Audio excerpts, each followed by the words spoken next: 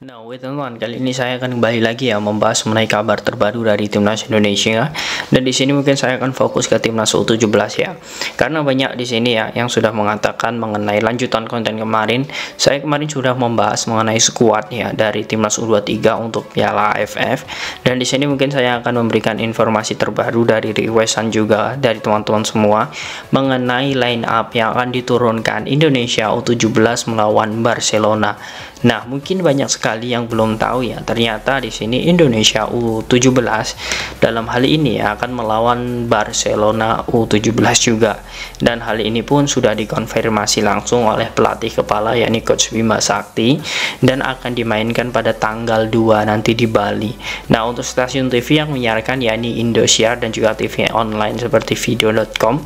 Tetapi saya sudah mendengar dan juga melihat informasi fix kalau tanggal 2 itu akan ada pertandingan Indonesia U17 versus Barcelona. Nah, di sini mungkin saya akan memberikan informasi mengenai skuad yang akan diturunkan oleh Coach Bima dan juga Dennis Wise serta Coach Indra Safri. Karena menurut saya ini harus saya bahas karena di sini ada penggabungan antara pemain abroad atau pemain diaspora, pemain-pemain keturunan, kemudian pemain hasil seleksi, dan juga pemain-pemain yang memang berada di Eropa yang bermain untuk Garuda Select. Nah, saya akan menggabungkan ketiga pemain itu dengan formasi yang mungkin ini akan menjadi formasi andalan nantinya untuk Piala Dunia. Nah, menurut saya ini pemainnya memang sudah tidak asing lagi bagi kita ya. Namun bagi teman-teman yang belum terlalu mengikuti tentang timnas U17, alangkah baiknya kalian simak dan juga kalian jangan sampai skip ya, agar kalian nanti bisa full penuh untuk bisa melihat skema ini. Oke, di sini saya langsung saja membahas ya teman-teman. Sebelum saya bahas, silahkan nanti kalian tekan tombol like-nya terlebih dahulu, komen dan juga subscribe. Oke, di sini langsung saja untuk yang pertama. Nah, di sini saya melihat untuk kiper ya. Di kiper ini memang saya melihat ada kiper baru ya dari timnas Indonesia, dan ini adalah kiper diaspora. Nah, di sini adalah Aaron Nathan. Nah, Aaron Nathan ini menurut saya bisa untuk menjadi opsi pertama ya, karena menurut saya mengapa ini harus kiper luar, dan Aaron Nathan ini saat ini membela Youth FC Nottingham yang memang ada di Belanda. Nah, saat ini dirinya bisa untuk menjadi bagian penting bagi timnas Indonesia, karena menurut saya untuk Aaron Nathan ini memiliki pengalaman yang sangat luar biasa selama di Eropa, dan dirinya juga sebelumnya belum pernah dipanggil oleh timnas. Artinya Aaron Nathan sebagai kiper yang memang dirinya juga memiliki darah Indonesia, dan menurut saya dia pantas untuk menjadi starter nanti saat melawan Barcelona.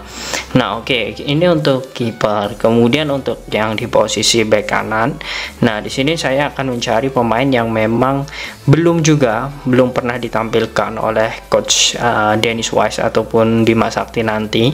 Dia saat ini membela FC Dordrecht di Liga Belanda, yakni Maesa Ekayanto. Nah, Maesa Ekayanto ini bisa ditempatkan di sini, dan dirinya pun bisa juga untuk ditempatkan di back tengah. Namun sepertinya karena saya melihat di back tengah ini ada pemain yang memang posisinya itu sangat bagus, yakni Muhammad Iqbal, kapten timnas U17, kapten timnas di Piala AFF dan juga kualifikasi Piala Asia.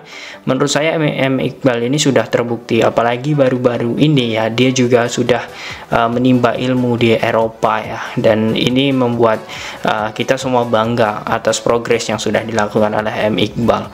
Nah, kemudian di sini ada pemain lagi ya teman-teman. Di sini untuk back kiri. Nah, back kiri ini ada satu pemain abroad lagi ya, pemain abroad. Dan di sini saya melihat dari permainan bersama klubnya ya, yakni Madrid Augusta bersama AFC 34 Alkmaar di Liga Belanda. Dia pun selalu menjadi starting, dan dia pun selalu menjadi pemain yang memang diandalkan oleh klub. Jadi untuk melawan Barcelona ini bukanlah klub yang memang bisa dibilang ecek-ecek ya, dan Barcelona pun sudah terbukti dalam segi akademi. Jadi untuk Madrid Augusta ini menurut saya sangat cocok untuk ditempatkan di back kiri. Nah, pola yang dilakukan oleh Dennis Wise ataupun Coach Bima ya, ini menurut saya akan menjadi formasi atau terobosan baru, karena memang saya melihat formasi 3-4-3 ini akan lebih cocok. Karena apa? Indonesia akan terus menggunakan pola strategi menyerang. Oke, kemudian yang selanjutnya di sini saya melihat ada beberapa pemain lainnya yang memang ini bisa menjadi formasi di lini tengah. Nah, di lini tengah ini menurut saya ada sosok pemain yang memang menjadi bagian dari timnas ya, yakni Sultan Zaki. Nah, Sultan Zaki menurut saya bisa ditempatkan di sini, teman-teman ya. Nah, di sini bisa ditempatkan di sini, dan menurut saya pemain PSM ini memang jam terbangnya sudah tidak diragukan lagi. Dirinya pun pernah ya menjadi bagian penting bagi keberhasilan timnas Indonesia U19 ya di Piala Asia ya U19, walaupun gagal, namun permainannya ini sangat bagus sekali untuk Sultan Zaki. Nah, kemudian untuk di gelandang serang, di sini saya melihat ada satu pemain yang memang baru-baru saja juga menjadi bagian dari Atletico Mineiro, dan dia pun juga belum diumumkan, teman-teman ya. Dia melakukan trial atau mendapatkan undangan di Atletico Mineiro, dan kita belum tahu permainannya. Menurut saya ini akan patut kita tunggu, dan menurut saya ini cocok untuk diletakkan di gelandang serang. Nah, pengalamannya bersama Buldan FC yang saat ini dirinya bermain di divisi 2 Liga Australia, dan kita akan melihat bagaimana situasi nantinya jika memang sosok Aaron Suitela ini bermain. Menurut saya ini akan cocok ditempatkan di gelandang serang.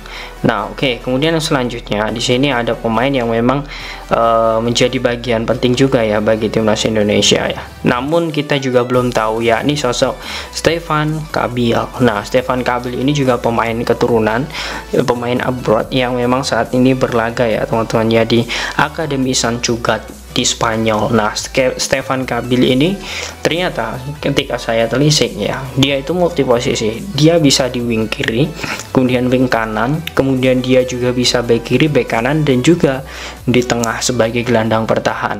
Nah, sebenarnya saya ingin menempatkan Stefan Kabil ini di sini, teman-teman. Namun saya melihat ada beberapa pemain yang memang bisa ditempatkan di gelandang bertahan. Nah, oke teman-teman, di gelandang bertahan ini menurut saya akan sangat cocok, teman-teman ya, ditempati oleh pemain yang memang saat ini bisa untuk menjadi bagian timnas Indonesia. Nah, oke, di sini ada Yohan Crespo. Oke, saya tulis terlebih dahulu. Nah, oke, permainannya bersama Coach Bima ya di timnas ya, ini juga sangat bagus. Crespo ini sebenarnya dia juga bisa menjadi gelandang serang, namun sepertinya Crespo ini juga sangat cocok untuk bisa ditempatkan di gelandang bertahan seperti ini, teman-teman. Nah, karena formasi 3-4-3 tentu kita akan mengandalkan bagaimana kecepatan Stefan Kabil hasil dari umpan Maesa Ekayanto, dan di sini nanti saya sangat percaya karena dirinya juga menjadi bagian penting bagi Garuda Select dan juga timnas U16. Di sini ada sosok Nabil Ashura. Nah, Nabil Ashura ini juga tentu kita sudah tahu ya, pemain ini dirinya juga sangat bagus dalam strategi menyerang ofensif, dan juga dirinya juga ketika memang terserang ya, Indonesia terserang, dia bisa atau mampu untuk defend, untuk menjaga dan juga membantu pertahanan dari timnas Indonesia. Nah, kemudian untuk di sisi striker murni, nah ini teman-teman, ini the next Bambang Pamungkas menurut saya, yakni Arhan Kaka. Arhan Kaka ini juga permainannya ini sangat bagus sekali ya. Saya melihat bagaimana keeping bolanya, kemudian 1-2 kali sentuhan dia sudah mampu membahayakan. Dan menurut saya untuk Arhan Kaka yang saat ini posisinya sebagai striker murni, kemudian dirinya pernah membela timnas U19 dan juga pernah dipanggil di U21 di saat usianya saat ini juga masih muda. Artinya Arhan Kaka ini bisa menjadi bagian penting nantinya untuk timnas Indonesia, apalagi saat melawan tim-tim Piala Dunia ya. Nah, menurut saya Arhan Kaka ini menjadi bagian penting nantinya. Oke. Nah, dan yang terakhir di sini untuk di sayap kiri, ini menurut saya ada pemain yang memang saat ini menjadi bintang Brazil dan juga Indonesia. Namun karena kita ya, Indonesia memiliki paspor ya, dia memiliki paspor Indonesia, pemain ini bisa membela timnas dengan mudah.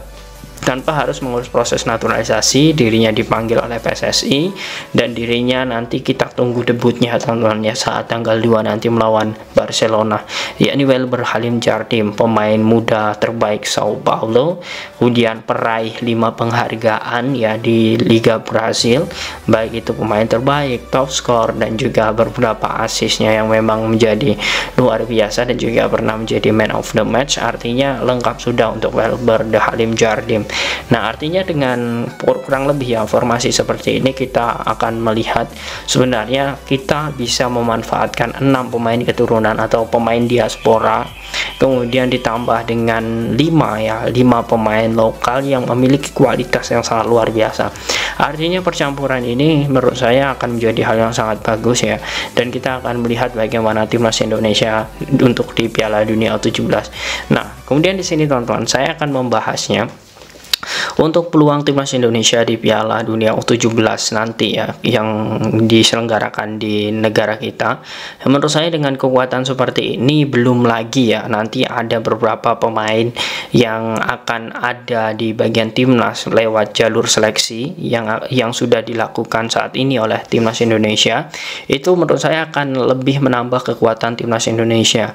Dengan ajarannya 6 saja menurut saya ini sudah bagus, apalagi ditambah dengan pemain-pemain lokal yang berkualitas. Nah, kemudian di sini saya ingin menekankan lagi ya kepada teman-teman semua, untuk saat ini saya harap ya kita semua bersatu, jangan sampai ada lagi masalah lokal pride, kemudian beberapa hinaan, kemudian cacian kepada Coach Bima Sakti, kemudian ada beberapa hal lain ya membuat mental timnas kita down. Yang menurut saya itu jangan dulu, karena kita akan melihat bagaimana permainan Indonesia dulu baru kita bisa menilai. Dan menurut saya dengan skema seperti ini ya, ini bisa menjadi masukan bagi pelatih juga, walaupun kita ketahui sebenarnya pelatih juga memiliki wewenang dan juga hak untuk bisa membuat formasi yang lebih baik. Namun yang jelas gambaran Indonesia untuk line up timnas Indonesia ini saya yakin 100% ya kurang lebih seperti ini. Hanya saja ada penambahan lagi mungkin dari pemain-pemain yang memang sangat bagus nantinya untuk di level seleksi nanti. Nah, bagaimana teman-teman menurut kalian tentang formasi timnas Indonesia seperti ini? Apakah kalian yakin Indonesia nantinya mampu bersaing di Piala Dunia U17? Silahkan kalian tulis di kolom komentar.